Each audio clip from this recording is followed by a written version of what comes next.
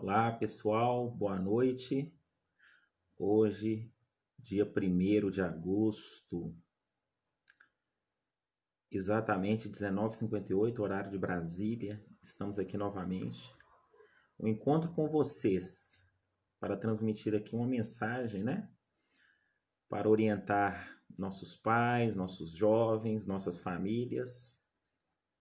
Pelo menos tentar, né? Eu sou um eterno aprendiz. E com a ajuda de vocês, vamos nos aprimorando aos poucos, não é assim mesmo? A gente aprende, a gente é um eterno aprendiz. Como já dizia o Sócrates, né? E nós vamos trabalhar hoje com um grande pensador lá da antiguidade. Sócrates já dizia: sei que nada sei, mas o tanto que eu sei eu posso compartilhar. E você que está aí também, tem algum conhecimento que pode partilhar conosco também, não é isso? E assim nós vamos construindo essa telha do saber, essa teia do conhecimento, da sabedoria, e vamos caminhando aí, né? Ajudando nossos jovens, nossas crianças a viverem uma vida melhor, não é isso? Eu estou aqui hoje tomando chazinho de hortelã, preparado pela minha digníssima esposa, com muito carinho. Um chá natural, delicioso, quentinho. Com esse frio que está aqui hoje, mas caiu muito bem, viu? Então vamos lá, pessoal. Exatamente 20 horas agora, eu entrei um pouquinho antes, para que vocês pudessem estar entrando, se conectando. O pessoal aí pode ficar à vontade, pode se conectar, tá? Apesar que eu avisei um pouco em cima da hora, e não pode fazer dessa forma, né, nas transmissões. Aqui, as análises, as, as visualizações, né, dos artigos, esses orientandos aí para os jovens, seja o que for de transmissão, os grandes profissionais dizem, né? Tem que avisar com antecedência, divulgar. Mas aí eu penso o seguinte: essa análise minha hoje, ela vai ficar disponível para vocês também na minha linha do tempo, né? Vai estar aí à disposição. Quem quiser assistir posteriormente pode assistir, opinar, perguntar, mandar mensagem em box, fica à vontade, tá? Então, o grande questionamento hoje, pessoal, é esse. Eu tenho batido muito na tecla aqui, sobretudo as minhas análises do Dr. Samitiba, né, do livro Juventude, Drogas, Anjos Caídos, o qual ainda farei, né, esse final de semana. Amanhã eu vou entrar com vocês aqui a partir das 14 horas, né, dando continuidade ao capítulo, né, ao próximo capítulo da obra, desse grande livro do Dr. Samitiba. E a grande questão é que eu tenho sempre sido incisivo no seguinte: será que só os pais que são culpados, né, pelos filhos se orientarem pelo mundo das drogas? Pelos comportamentos negativos, comportamentos desrespeitosos, seja no ambiente do lar, seja no ambiente externo, na escola, no contato com as outras pessoas, com vizinhos, parentes, amigos, enfim. Será que só os pais têm culpa no cartório, como diz o ditado? A gente vê que não, né? E a gente peca, às vezes, né, em condenar, em apontar essa culpa tremenda para os pais. Há exemplo de que não sempre os pais são os culpados pelo caminho seguido pelo filho, pelas escolhas, vamos dizer assim, que muitos lares que são extremamente estruturados, né, com pais muito responsáveis, né, muito próximos ali do filho, que acompanham questões escolares, questões diárias. Muitos lares que são, não digo em questão econômica, porque não necessariamente uma boa educação vai vir de um lar de pessoas abastadas, não é isso. Eu estou dizendo o seguinte: pais que acompanham, pais que estão ali a todo momento, dando maior carinho, maior afeto, tem filhos também que enveredam para o mundo das drogas, por exemplo. E aí? Aí ficamos sem entender o porquê, né? E os pais, principalmente, perguntam: onde foi que eu errei? Essa é a pergunta que se ouve. Em alguma das minhas transmissões aqui, né, dentro do projeto Lives para a Humanidade e Posteridade, a gente comentou isso. Eu não me recordo que qual que era o entrevistado. Salvo engano, o Filipim. A gente estava numa transmissão e eu falei sobre essa questão, né? Os pais, a pergunta que sempre falam quando vê que um filho enveredou para as drogas, quando vê que o filho entrou para o mundo da violência, né? Que o filho não está dando certo na escola, não quer saber de aprender, não está interessado, né? Ele quer só segue as más influências. A grande pergunta, o grande questionamento da maioria desses pais é esse: onde foi que eu errei, né? Então hoje, através de diversas análises, diversos estudos, né, e diversas leituras, diversos artigos, eu cheguei a um especificamente, né, que eu acho que vai ilustrar muito, muito bem essa questão aqui para a gente a respeito dessa nossa análise de hoje. E eu vou começar, né, não analisando diretamente esse comportamento dos filhos, que nós vamos entender o porquê essa geração de hoje, inclusive que eu já comentei também, já citei diversas vezes nas minhas análises dos livros do Dr. Samtiba. Nós vamos fazer uma passagem aqui, né, por um outro artigo, antes de eu entrar especificamente no que eu tenho que trabalhar com vocês hoje, dizendo a questão da ética, começando pela análise desse valor, né, dessa análise de comportamento, desse princípio, né, e dizer que ética, pessoal, é diferente de lei. Ser ético é diferente de ser uma pessoa que respeita as leis, respeita as normas. Por quê? Em um mundo que haveria pessoas extremamente éticas ou totalmente éticas, mesmo que não existissem códigos, normas de condutas, normas codificadas, normatizadas, as pessoas seguiriam aquele padrão normal, aquele padrão comum de, por exemplo, uma vida boa em sociedade. Tá certo? Então, não necessariamente, né, deve-se dizer que ética é a mesma coisa de lei. Não. São questões totalmente diferentes. Tá certo? São questões totalmente diferentes. Então, por exemplo, não se mata, por exemplo, uma questão ética por uma questão de valores, de princípios, algo a se pensar, algo a se discutir. Não é mesmo? Não se usa drogas por uma questão, o jovem fulano de tal não usa drogas por uma questão de princípios, de valores dele, ou porque existe um código ali predisposto, que é a lei antidrogas. Algo a se pensar, algo a se discutir. E vai de cada um, vai de análise de sociedade, de antropologia, uma análise sociológica do espaço em que esse jovem se encontra no status social. Tá bom? E a ética, pessoal, é uma questão de consciência de cada um. É uma questão de consciência. Uma questão de consciência de cada um. Tá certo? E na obra A República de Platão, nós já ouvimos falar, eu estou analisando aqui o artigo, pessoal, pegando alguns tópicos aqui, como educar seus filhos para que eles sejam pessoas éticas, de Felipe Sérgio Kohler, tá bom? Esse é o artigo dele, cujo título, Como educar seus filhos para serem pessoas éticas. E aí, ele vem nos trazer aqui a República de Platão, que foi um grande pensador, um grande filósofo da antiguidade. Ele trouxe uma parte dessa obra que vem a calhar para nós aqui hoje, nessa noite. É a história do Anel de Giges. O que é essa história do Anel de Giges, Diogo? Quando Giges girava o anel, ele ficava invisível aos deuses e aos humanos. Então Giges, ele girava o anel e esse anel ficava invisível aos deuses e aos humanos. E aproveitando-se disso, o que Giges fez? Ele entrou no palácio, conquistou a rainha, matou o rei e iniciou uma dinastia.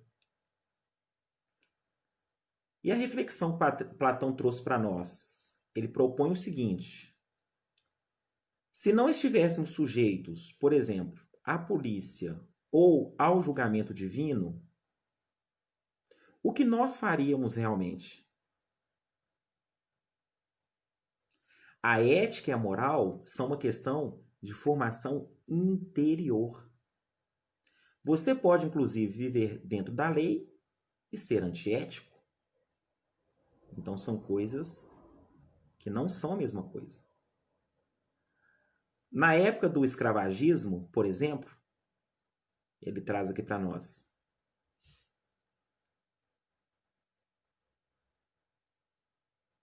Era legal ter um escravo. Então, era legal, mas não era ético. A ética está sempre acima das leis. E é ela que provoca o seu aprimoramento. Olha que interessante. A ética está sempre acima das leis. E é ela que provoca o seu aprimoramento. Aristóteles dizia que as virtudes podem ser aprendidas. Então, tudo que você puder ensinar para uma criança, no sentido de ter um comportamento ético, é importante. Mas é preciso diferenciar uma coisa, que o autor aqui acha fundamental, qual seja o papel da família e o papel da escola. Muito importante, pessoal. E não pode ser confundido. Papel da família e o papel da escola. Não pode ser confundido, mas são interligados, são interconectados, são complementares. A educação do lar, de valores, de questões éticas, de comportamento, ela vai ser importante lá no contexto da escola. Muito importante. O papel da família e o papel da escola. Professor não é pai e pai não é professor. São dois papéis distintos que temos na organização social. A escola jamais vai conseguir fazer o papel da família e a família não vai conseguir fazer o papel da escola. Pelo menos não tão bem quanto a escola faz. Para isso, um pai teria que ser especialista em diversas disciplinas e ter tempo para dedicar 4 ou 5 horas por dia para ensinar o seu filho. A formação ética é preponderantemente função da família. Repetindo, a formação ética é preponderantemente função da família. A formação técnico-científica é preponderantemente papel da escola. E agora, após essa análise profunda, após a questão da discussão da ética, dos valores, que são fundamentais para os filhos, né, e a diferença do papel escola-família, nós vamos agora ver em si a questão que eu me predispus agora. Por que os filhos destroem os lares?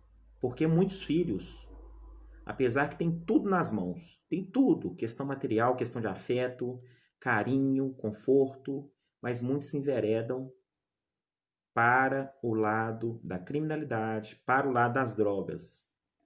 Por quê? O título desse artigo aqui, do autor, só um instantinho, deixa eu ver aqui o nome do autor. Ele se chama Carlerial Bernardino Mendonça. Eu achei super interessante para estarmos vendo aqui o porquê disso. Por que os filhos têm esse poder de desestruturar, muitos filhos desestruturam os lares. Olha o título desse artigo, pessoal. A tirania dos filhos e a escravidão dos pais. Daí já deu para vocês terem uma noção.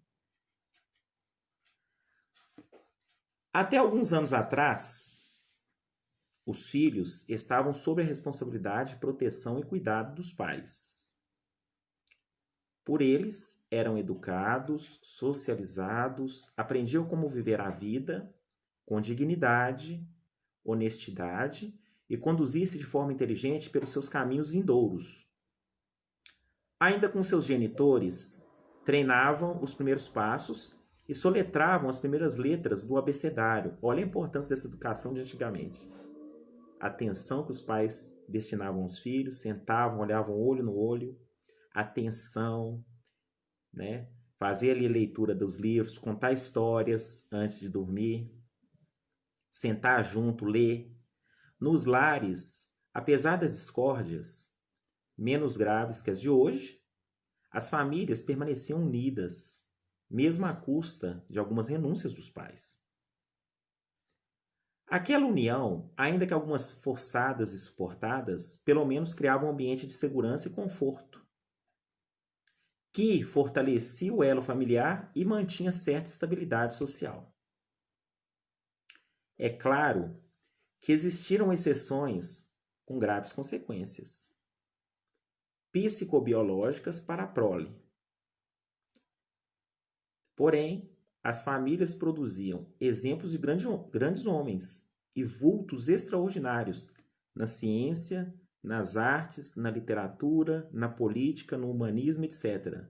Nem é preciso dizer e nem dar exemplo dessas tantas contribuições sociais que as famílias de antes nos proporcionavam. Basta que se leiam sobre as grandes personalidades do Brasil de ontem. Isso mesmo. Vocês veem grandes personalidades, grandes autores, grandes profissionais de antigamente. E hoje muito dificilmente se faz esses grandes profissionais, essas grandes personalidades. Por quê? Onde que está o problema? Onde que está? Será que é só erro dos pais? Será que os filhos também não têm contribuição nessa má formação hoje, né? Nessa caminhada aí desfocada, a que tenhamos grandes personalidades, grandes pessoas, grandes homens de transformação. O que está acontecendo? E aí, alguns psicólogos, ele coloca aqui assim, não psicobiológicos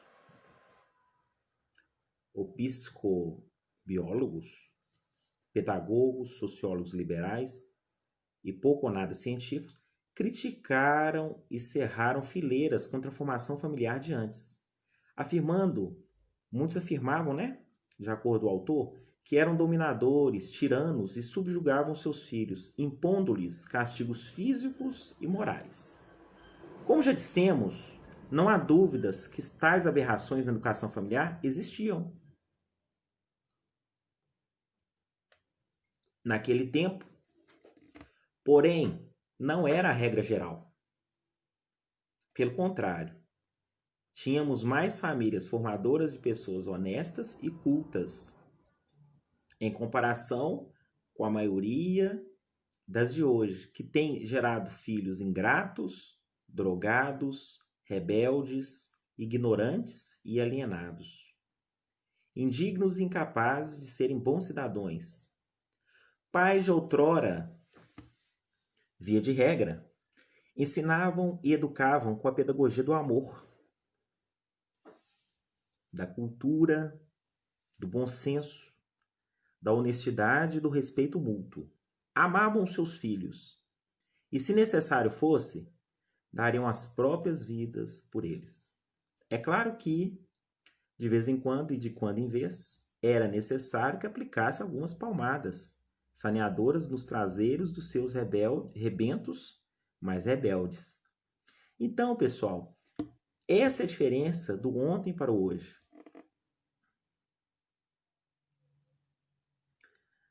Via-se menos jovens alienados, rebeldes, tão rebeldes, né? Que é próprio da fase, drogados. E essa formação em questões morais, em questões de seriedade, de honestidade, eram mais incisivas, eram mais concretas. Eis a diferença na formação dos jovens de ontem para os jovens de hoje, em que temos aí e nos apresenta. Hoje, os pais são condenados e presos se tocam nos filhos. E estes é que dão pauladas nos pais, tiram-lhes a vida e recebem prêmios dos políticos corruptos e educadores incompetentes e demagogos. Mas o que causou tamanha reviravolta na educação familiar, que está levando à falência da família e, por conseguinte, à desestruturação social? Filhos não mais respeitam e nem obedecem aos seus pais. Alunos agridem os seus professores. Adolescentes e crianças maltratam animais, destroem plantas, pisam nos jardins, sujam o chão nas ruas, não querem estudar, se tornam alcoólatras e drogados. Furtam as notas escolares, escola, não têm amor a mais ninguém a não ser a si mesmo, e nos quais têm interesse, e ainda se exibem nas redes sociais com fotos de suas tolices, suas crueldades e com vazio de suas nulas existências. Como já citamos, esse autor aqui já citou anteriormente, a desestruturação familiar teve início nos anos 60, com a rebelião de drogados nos Estados Unidos, cujo tema e lema era paz e amor. Paz e amor. Droga, sexo e rock and roll. Não é isso? Em verdade, ao invés da paz e do amor prometidos, trouxeram-nos a desarmonia e o desamor, pois a falta de cultura, a falta de responsabilidade, o sexo promíscuo e as drogas livres só podem proporcionar ignorância, doenças sexuais, agressões, violência, crimes, aborto e discórdia. Isto é, a falência da paz, do amor e da família. Foi o que aconteceu. Então, essa revolução, pessoal, da paz e do amor, trouxe esses jovens que nós vemos hoje. Essa geração rebelde. E de pais e filhos tiranos, e de pais que querem proporcionar tudo aquilo que não tiveram no passado para os seus filhos. É a geração sanduíche, né? Porque dos pais dele, como dizia o doutor Samitiba, né? Dos pais dele, a avó dessa geração M de hoje, o que eles recebiam? Recebiam asa e pescoço da galinha cozida. E para os filhos deles hoje? Eles querem dar asa e pescoço? Não. Eles querem dar as melhores partes. O peito. Eles não querem. Então eles viraram a geração sanduíche. Eles estão entre aí essas duas gerações que tinham do melhor.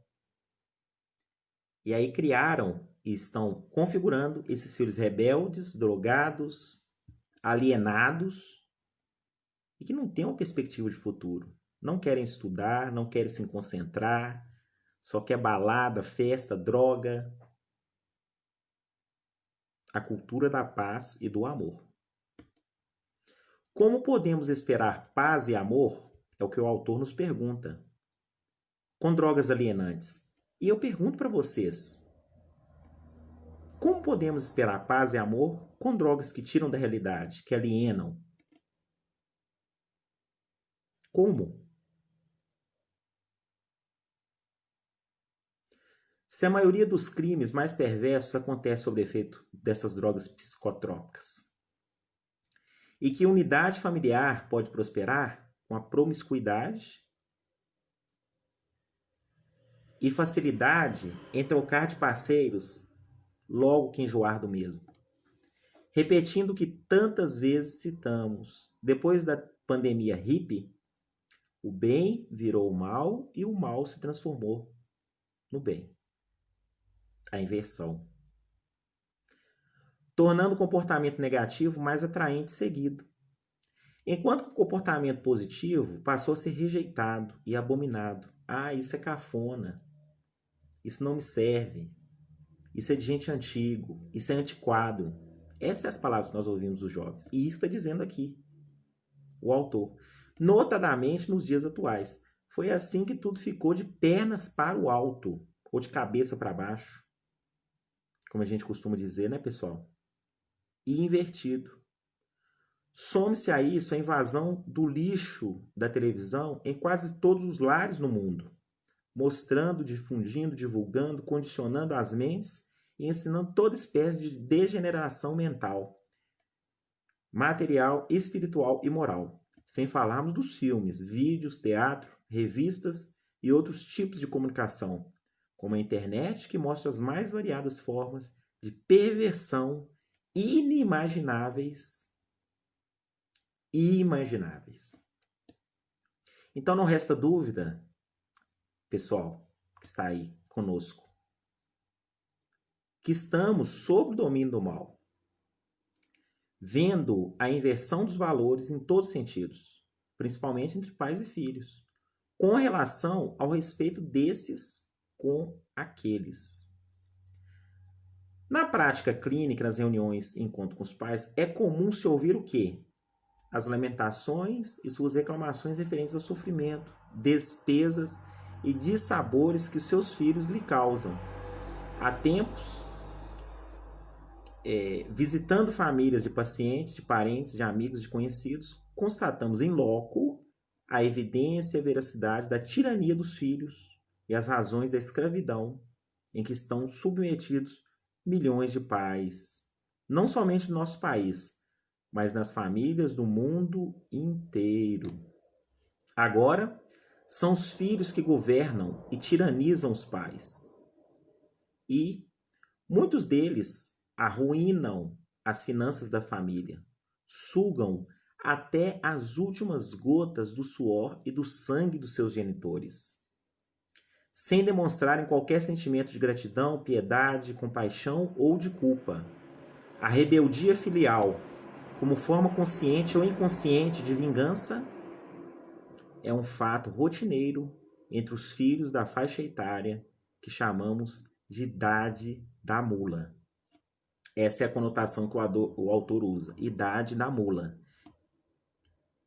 E qual é essa idade? Essa é a idade em que o filho, ambos os sexos, geralmente na fase de idade compreendida entre o início da puberdade e o final da adolescência, quando ele é novo em idade, um alienado mental e social. Oh, meu Deus, eu estou ouvindo aqui.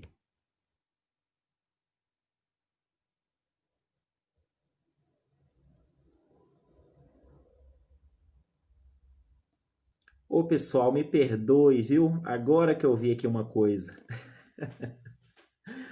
Ô, Jesus, tem hora que eu apanho também dessas tecnologias,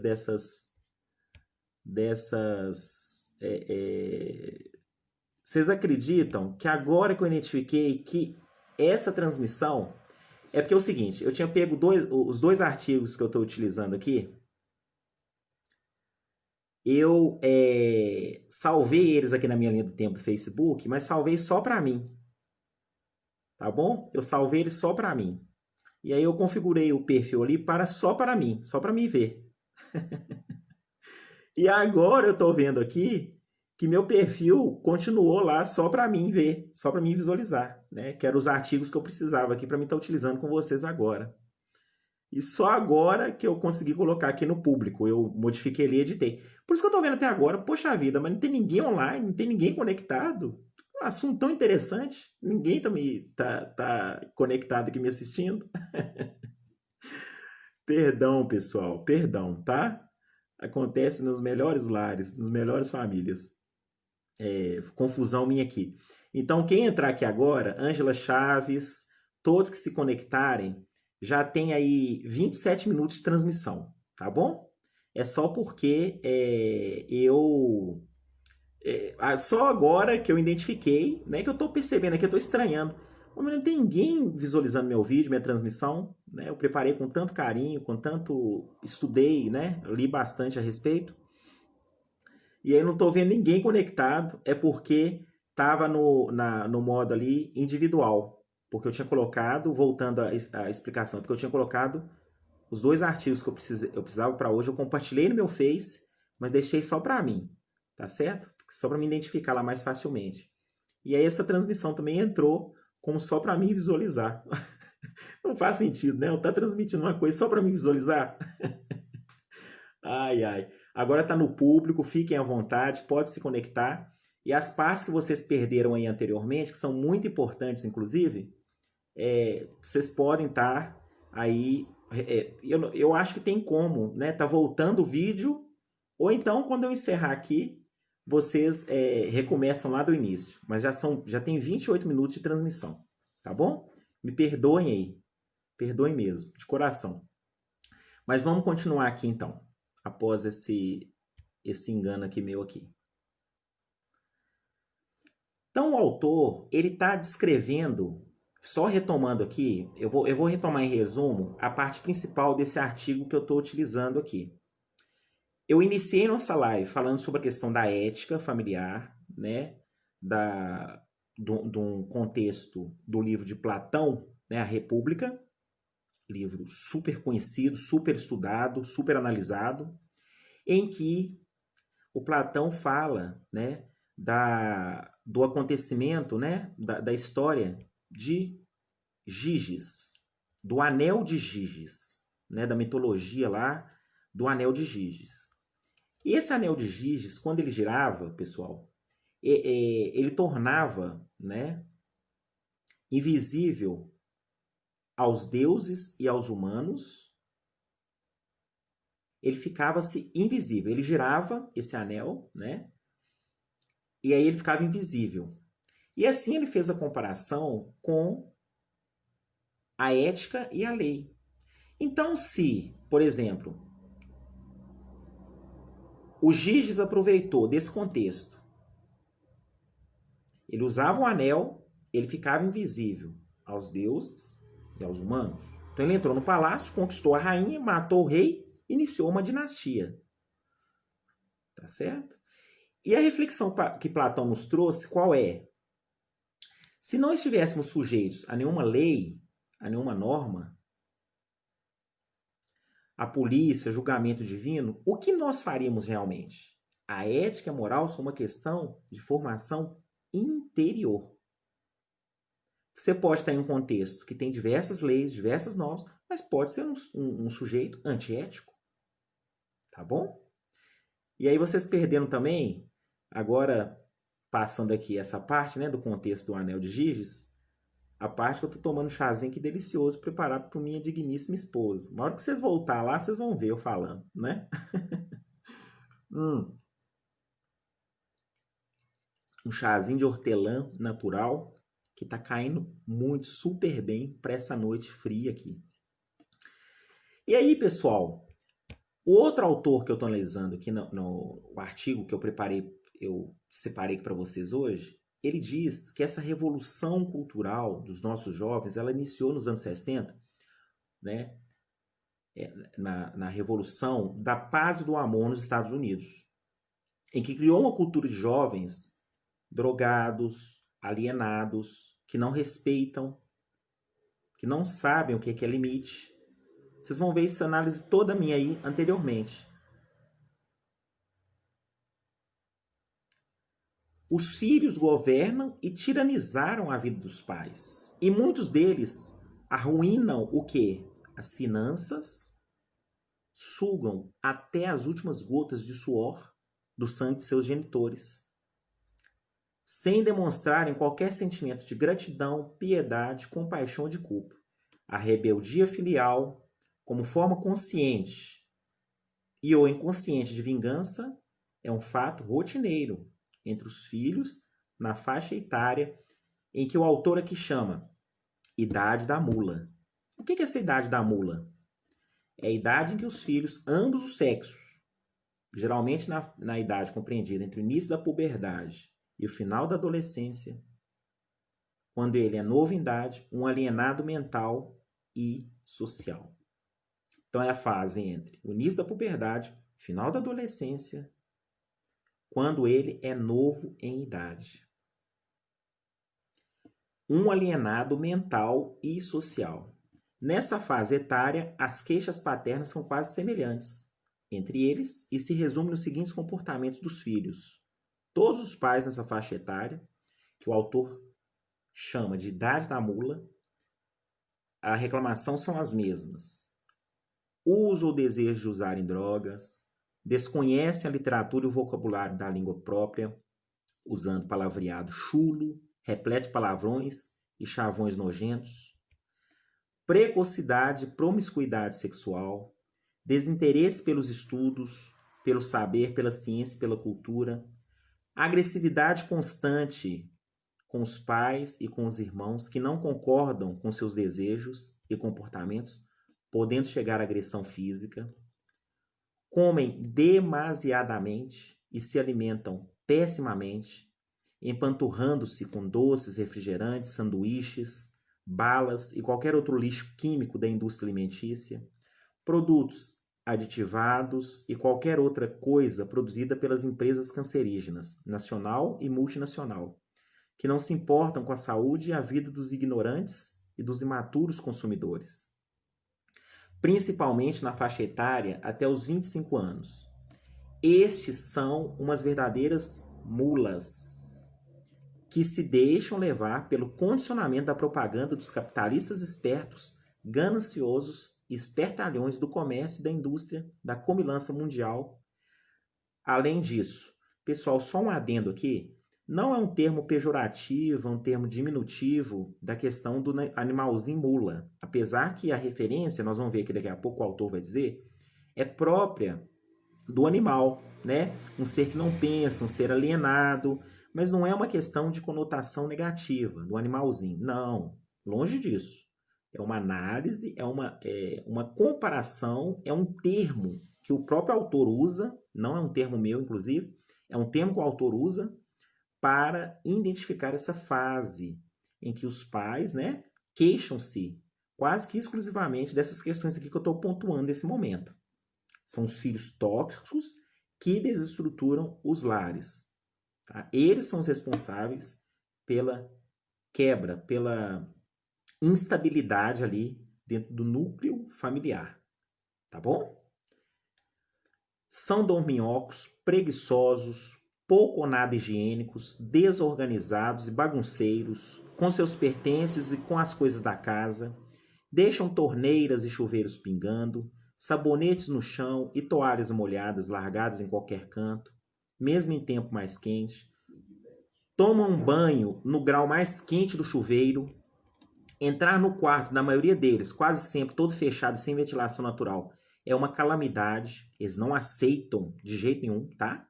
Xingam, até bate o pé na porta, né? Pá, bate a porta na cara, né, dos pais. Uma bagunça descomunal, um desleixo incomum, uma sujeira indescritível, uma total ignorância biológica, desconhece a necessidade de oxigenação pulmonar, sociológica, não se preocupam com o social e humanística. Deixam toda sujeira e desorganização para suas mães limparem e cuidarem, numa desorganização proporcional às suas mentes confusas e conflituosas. E como o Dr. Samitiba diz, esses jovens é que vão passar tudo bagunçado por casa, eles acordam com a cama toda bagunçada, por onde passa deixa tudo bagunçado, sai para a rua, lixo na rua, eles destroem a humanidade. É um ciclo. O Dr. Samitiba ele fala muito isso.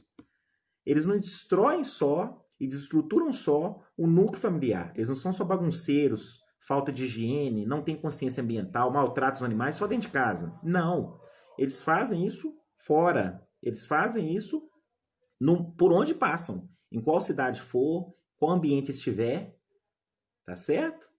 Esses são os filhos que desestruturam os lares, desestruturam as famílias e, portanto, desestrutura a base principal do Estado, que é essa, né? Dormem tarde e acordam tarde, ouvindo com todos os decíbeis possíveis toda espécie de escória sonora e assistindo aos programas mais tolos e desestruturantes da televisão lixo, repletos de cenas de violência, horror, terror, crueldade e de comportamentos negativos e nefastos que condicionam os tolos e os imaturos a segui-los e a praticá-los.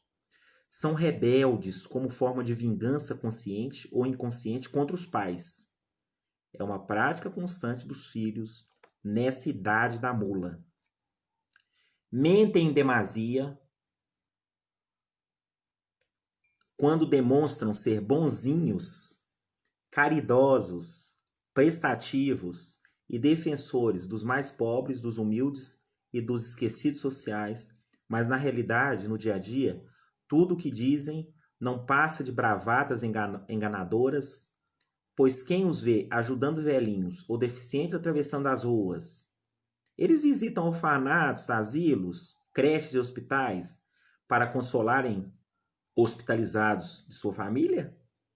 São os tios e parentes mais velhos e até amigos e vizinhos desses doentes que irão prestar ajuda e solidariedade na dor dos familiares.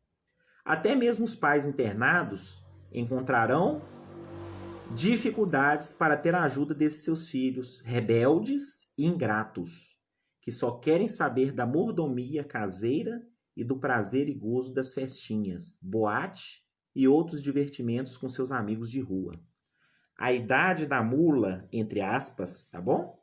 É um termo criado por um homem sábio, que não tem o sentido de agredir e nem de menosprezar as pessoas de menor idade ou pior idade, como deveria ser conhecida. O termo mula se origina do animal mula, que é um equino conhecido por sua teimosia, pouca inteligência e de dar coices fortes. Essa idade se caracteriza pelos sinais ou características seguintes: rebeldia contra tudo e contra todos, que representam figuras de autoridade, principalmente contra os pais e os professores. Não gostam de estudar, odeiam a cultura científica e detestam as pessoas sábias e cultas. Não têm asseio e não costumam lavar as mãos, e com elas sujas pegam nos utensílios domésticos e nos alimentos. Por onde andam dentro de casa, deixam um rastro de sujeira, desperdício e desarrumação. Não sabem se alimentar, comem o que é de pior para a saúde e por isso vivem doentes e adoecendo os pais com preocupações, desgostos, prejuízos materiais e mentais. A maioria deles detesta as coisas naturais, principalmente as frutas, legumes, prefere o artificialismo do AR, dos ventiladores e dos aparelhos refrigeradores. Deixam as portas abertas das geladeiras, dos armários, dos guarda-roupas, entulhados de bagulhos e roupas sujas. Devido à frustração de suas vidas vazias, nulas e fúteis, por só pensar em si, essa geração de hoje, né, pessoal? Essa geração de hoje só pensa em si, no seu próprio umbigo, individualismo extremo. Seja bem-vinda também Darlete Bob, Maria Souza, José Maria Ribeiro. Essa geração que só tem visão para si próprio, um individualismo extremo. Só enxergam um palmo diante do próprio umbigo, fazem tudo para obterem aplausos e a aceitação dos outros, utilizando-se de toda espécie de enfeites físicos, penduricalhos no corpo e quase sempre simbolizando imagens macabras e de violência, caveiras, armas, sangue, etc. Eles querem chamar a atenção a todo custo e querem ser o dono da verdade, os donos da razão, não podem ser questionados, não podem ser, né, contrariados. Essa é a juventude de hoje, da paz e do amor, lá da década de 60. Usam a linguagem, tatuagem da década de 60 e que se apresenta hoje, a partir dali. Usam linguagem, tatuagens e roupas semelhantes às usadas pelos piores criminosos nacionais e internacionais. Quem vê o comportamento e ouve o linguajar dos mais cruéis assassinos condenados à morte nas prisões norte-americanas vai notar a grande semelhança com gosto, atos, linguagem e comportamento das mulas no mundo inteiro. É nossa hipótese que mentes semelhantes gerem comportamentos semelhantes, mesmo que as pessoas não se conheçam e estejam a milhares de quilômetros uma das outras. É claro que cérebros que gravaram estímulos negativos semelhantes, seja numa família chinesa ou brasileira, irão agir de forma semelhante. O grande dilema e o terrível problema é que os meios de comunicação, notadamente a televisão, o cinema, vídeos, as revistas e a internet e outros, estão divulgando há décadas o que há de pior da espécie humana. Isso não precisa nem de... Vocês estão carecas de saber, estão carecas de ver. Não é? Todo esse comportamento alienado e desestruturante dos filhos criou a imensa barreira que vem separando dos seus pais. Como já se foi frisado, os alvos principais da agressividade das mulas são as figuras dos pais, dos professores e de todos aqueles que se lhes representam autoridade e controle. É a rebeldia anencéfala, herdada na era hippie, da paz e do amor. Paz com os amiguinhos drogados e amor livre e sem compromisso com as amiguinhas imaturas, rebeldes e desgarradas dos cuidados paternos. Vejamos os princípios da desordem que nos legaram aqueles que foram conhecidos como hippies, que eram contra tudo que é natural e legal e a favor de tudo que é anormal, antinatural e ilegal. E o que queriam com tal comportamento desviante dos bons costumes? Queriam, dentre outros, sexo livre, sem compromisso e à vontade com qualquer um, drogas liberadas e com fartura, não dar nenhuma satisfação de seus atos, principalmente aos pais e às autoridades, o viver somente o aqui e agora, isso é, interesse apenas no gozo e prazer do momento e nada importando com as consequências futuras dos seus atos, nada de estudo científico e de qualquer cultura clássica, foi o início da implantação da anticultura. Anarquia e desleixo generalizados, isso é, tudo é permitido e nada é proibido, etc. Como os pais e as autoridades responsáveis daquela época não aprovaram e nem poderiam aceitar tamanha anarquia e libertinagem generalizadas, daí surgiram as primeiras revoltas e raiva contra eles, principalmente contra os pais. Ora, sabemos que quando uma pessoa imatura, seja pela pouca idade ou transtornos mentais, não é aceita ou não tem os seus desejos realizados, surge a frustração. Vale lembrar que a frustração é a causa da agressividade e da violência. Quando uma pessoa imatura, em razão da pouca idade ou por distúrbios mentais, fica frustrada e sua reação, consciente ou inconsciente, é a agressividade, é a sua reação. Nenhuma pessoa em estado normal e de felicidade poderá agredir a quem e ao que quer que seja. Procurem pesquisar sobre a idade ou o estado mental dos delinquentes e criminosos mais cruéis. Com exceção das anomalias genéticas e congênitas, todos nós nascemos com potencial genético neural para aprendermos e sermos inteligentes. Daí a nossa diferença com os demais animais. Porém, se não enriquecermos o cérebro com conhecimento científico, estaremos iguais em pensamento e em comportamento aos das mulas. Da tirania dos filhos ao masoquismo das mães. E quando eu falo mães, pessoal, tem muito pai também que está ali com seus filhos na família, tá bom? Que não tem a figura da mãe. Então, quando fala mãe, pode ser o pai, é o chamado pai, né? O atual pai, que é o pai, a figura paterna, que também educa e cria seus filhos ali no contexto familiar. Ele faz às vezes do pai e da mãe. Ou a mãe também, que faz às vezes do pai e da mãe no contexto familiar. Tá bom? Ô meu bem, busca um copo d'água pra mim. A garganta tá.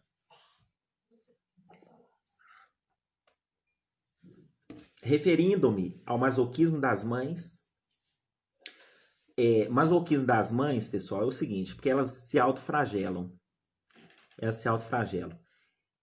Elas veem, né, que aquele comportamento que elas estão tendo na educação dos seus filhos não está correto, não tá, mas para fazer o máximo de agradabilidade, o máximo de, né, do que ela não teve no passado, eu não tive no passado aquilo, então eu vou dar o melhor para meu filho, elas se automartirizam. Isso que é o masoquismo, tá bom?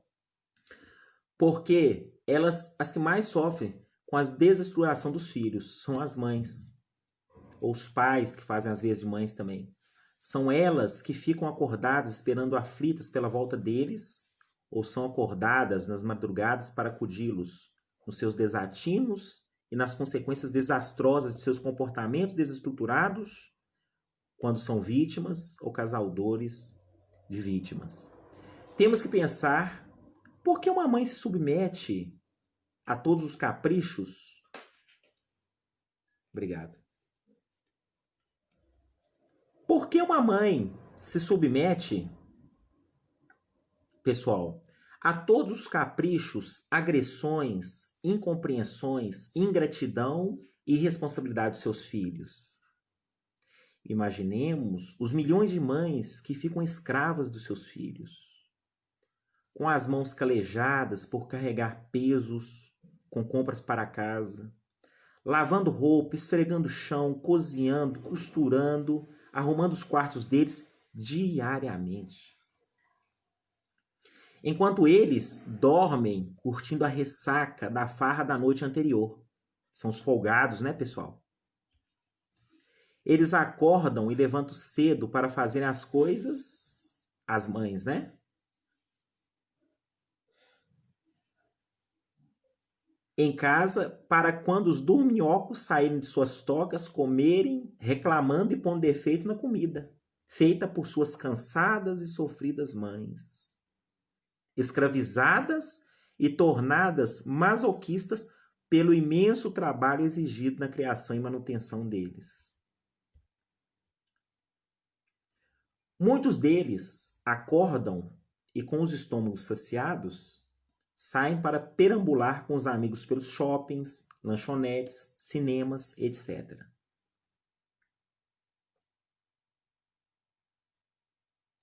São as mães que vão limpar e organizar toda a sujeira deixada no quarto por eles. Ao invés de agradecerem a ingratidão, não é mesmo? Vocês estão me assistindo, vocês que ainda verão essa live aqui minha, extrema gratidão desses jovens de hoje.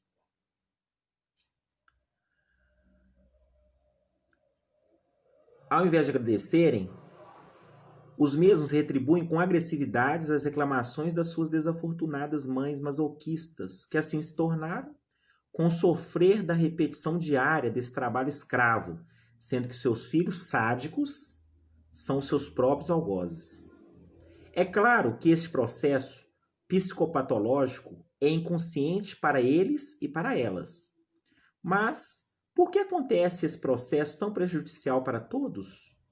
O medo materno de perder a estima e a companhia dos filhos. Eu tô com medo de que meu filho ache ruim, de que meu filho não aprove essa conduta minha, né? Eu não posso dizer não, eu não posso frustrá-lo. E aí, elas se tornam masoquistas. E os filhos, os sádicos, os tiranos do lar. E para melhor compreender esse fenômeno, pessoal, tem um trabalho muito interessante no Google, que o autor aqui orienta está pesquisando, que é o medo da solidão. Tá? Depois vocês pesquisem lá, entre aspas, o medo da solidão. Com o passar dos anos, por permanecerem no estado de sofrimento, ela se matando pelos filhos ingratos e irresponsáveis, em que os filhos a fazem sofrer, cronifica-se o quadro sadomasoquista. Isto é, a mãe masoquista que sofre por ter que amamentar ad eterna, né? Mesmo depois lá do recém-nascido, que foi amamentado, que foi gerido ali, né? Pela mãe.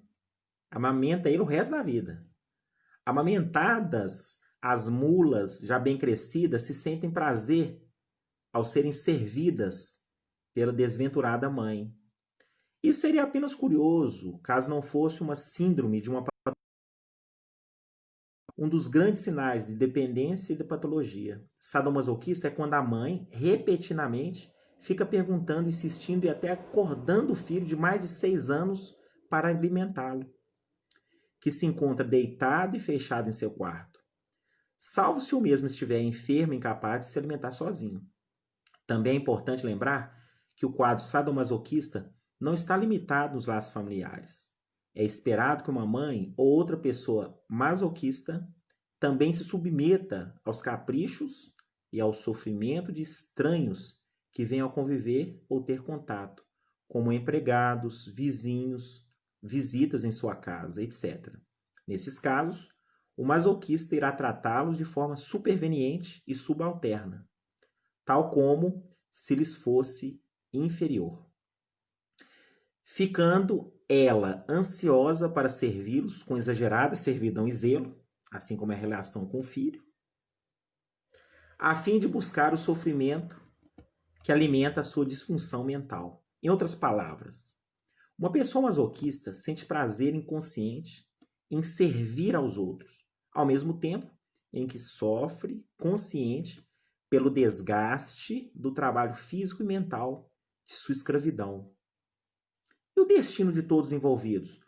Podem ocorrer que saiam naturalmente do quadro sadomasoquista, que não se tratem, estarão propensos à depressão, doenças psicossomáticas e o risco de violência familiar e autodestruição de algum ou alguns deles.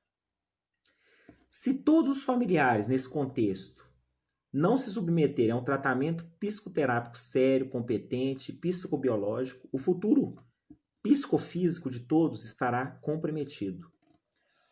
Tanto os filhos sádicos como seus pais masoquistas devem se tratar com terapias e sessões alternadas, onde todos deverão frequentar as sessões familiares individuais, alternando o tratamento, ora com os pais, ora com os filhos, individual e coletivamente.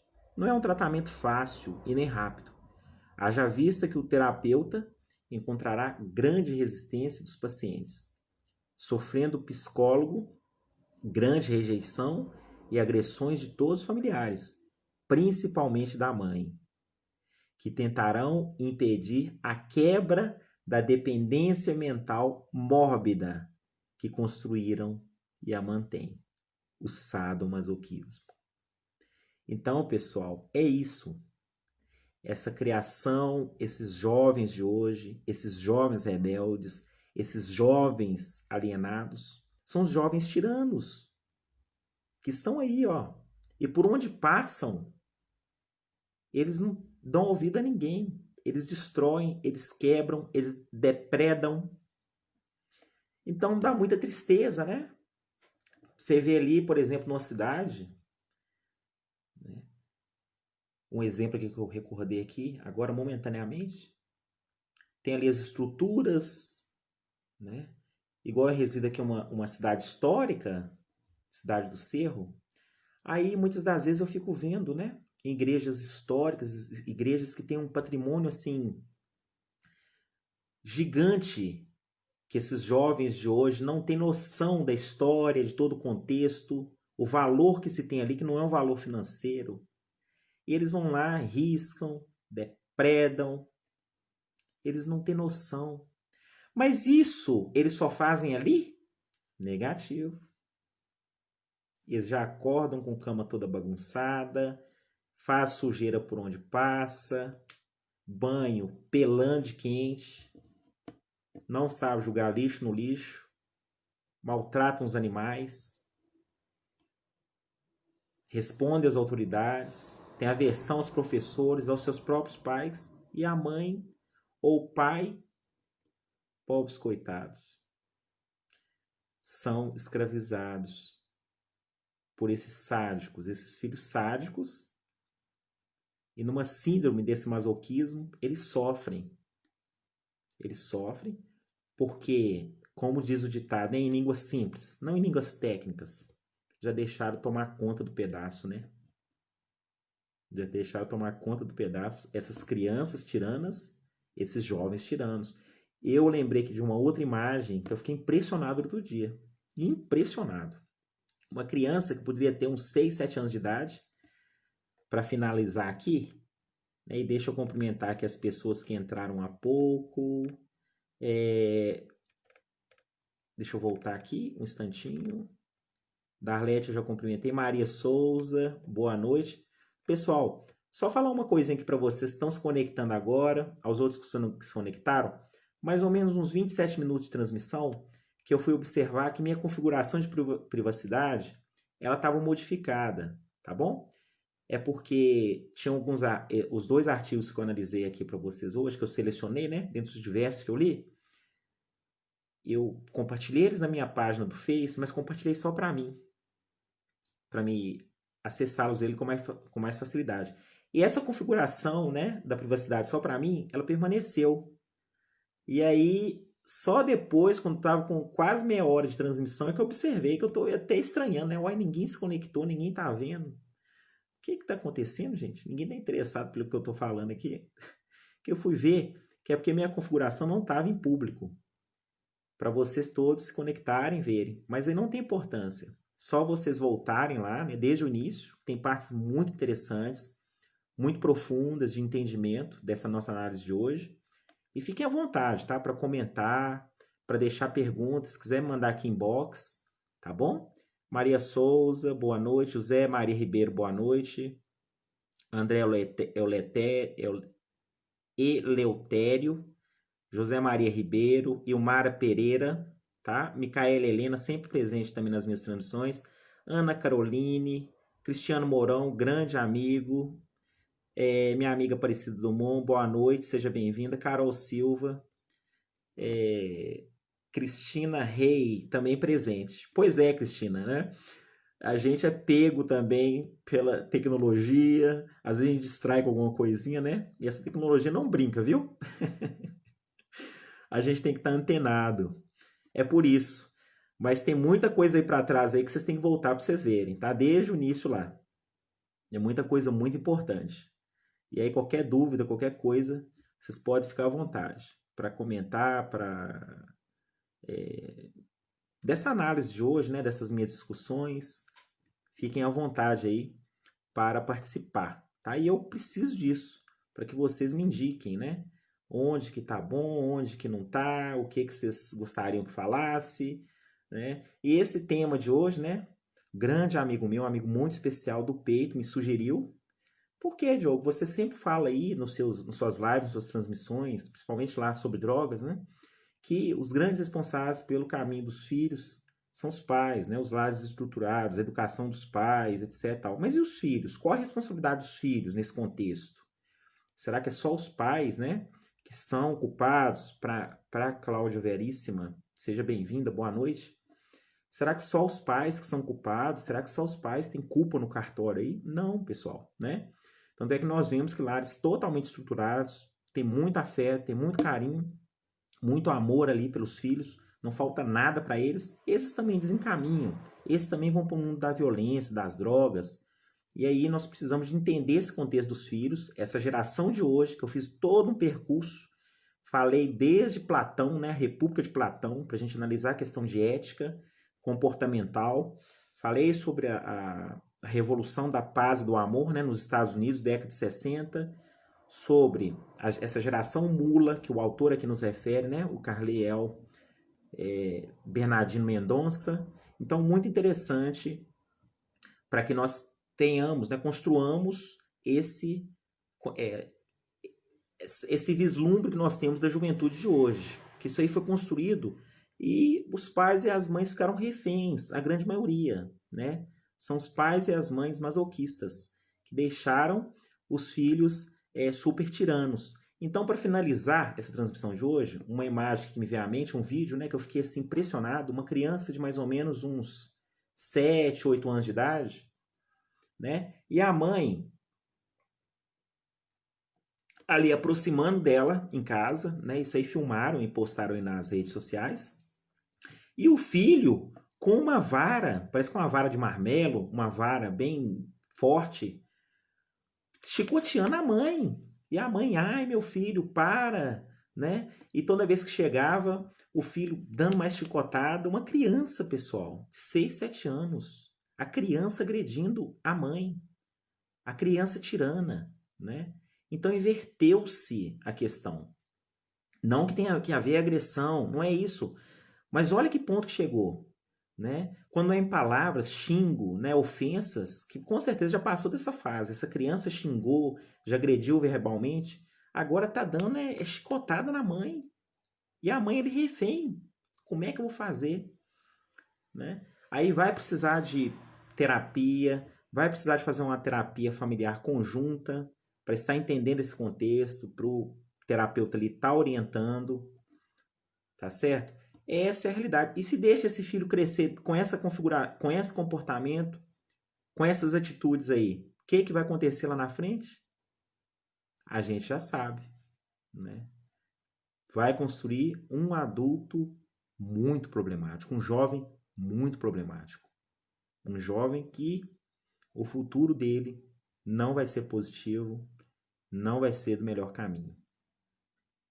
A gente só consegue enxergar a destruição, só consegue enxergar mazelas. A gente não consegue enxergar a vitória na vida de uma criança com um comportamento desse. Deixar ela continuar com esse comportamento. Só tende a crescer, né, a virar um monstro gigante que chega um ponto que, para ele, pelo menos, não há limites, né? Não tem regras, não tem limites. E aí é um problema muito sério. Muito obrigado a todos que estiveram conectados. Muito obrigado pela presença. Desculpa aí, né, por minha distração aí, por ter configurado só depois aí para o modo público. Mas só vocês voltarem lá atrás que vocês vão verem toda a transmissão. Foi 1 hora, exatamente 4 minutos de live. Tá bom?